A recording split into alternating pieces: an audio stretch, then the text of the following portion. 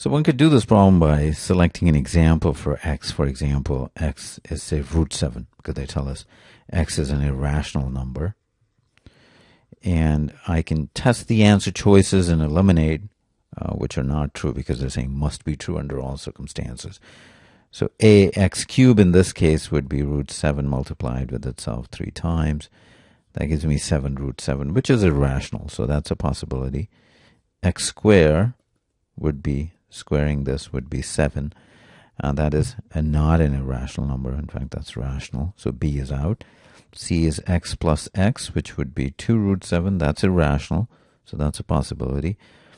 X squared is 7. And in this case, it does satisfy. And then x plus x is a rational number. X plus x would be 2 root 7, which is not rational.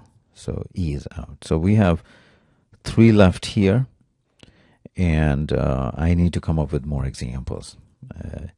So for example, the first one, if x was cube root of 7, which is irrational. If you do x cubed, it becomes 7, so it becomes rational, but they're saying is irrational. So that negates A. Left with these two.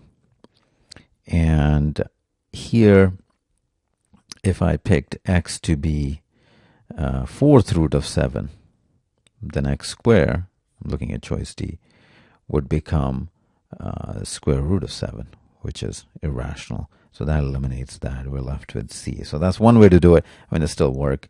Or you can recognize x plus x is 2x, and that means 2 times any rational number must always be irrational. So that's another way to do it. But either way, the answer is choice C.